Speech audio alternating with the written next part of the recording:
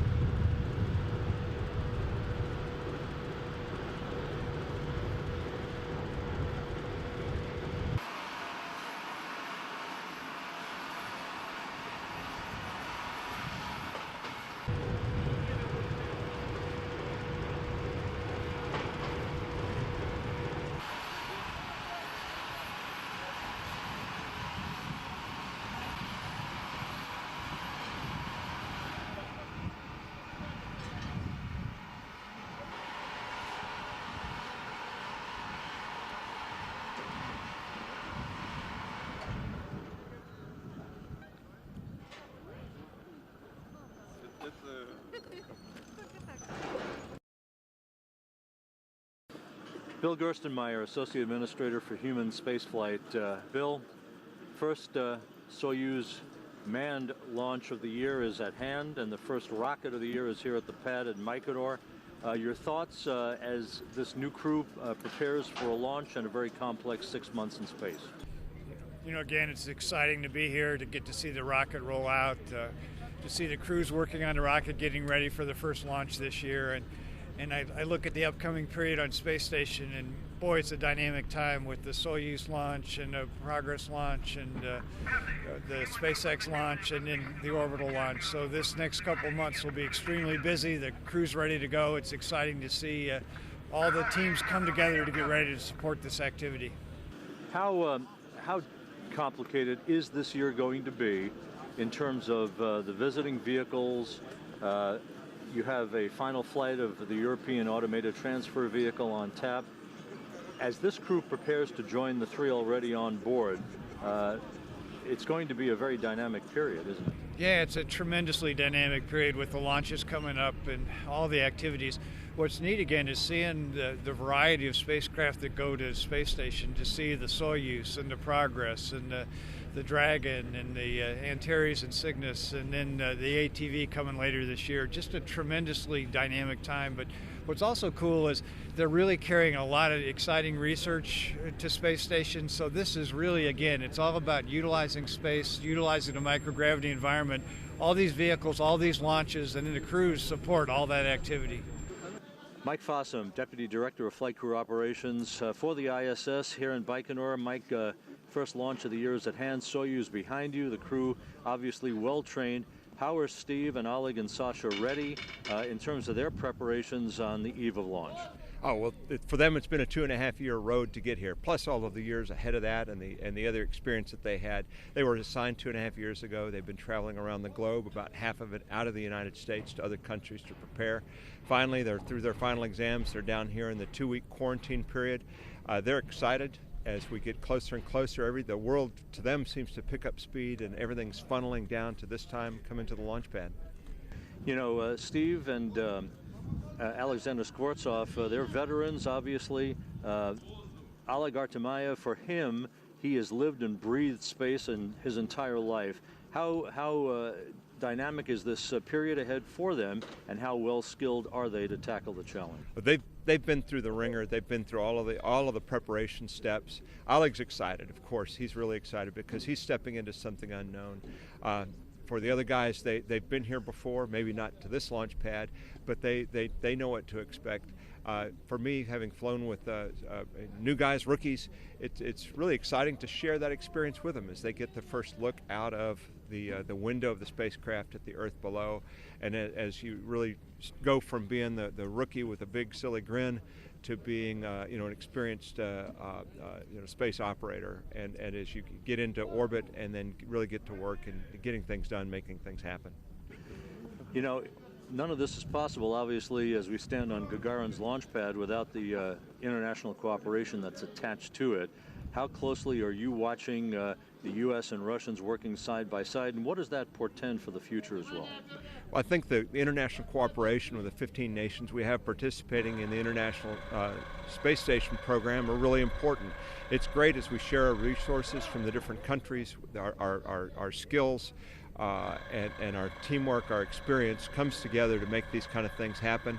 It's important to us now to have the Russian Soyuz spacecraft as our way of getting people to and from the International Space Station, and we're working hard on the next commercial crew vehicle, the next NASA vehicle, and we're beginning to have the discussions now on how we're going to be using the new vehicle as well as the Soyuz to get access, to get crews to and from the space station in the years ahead.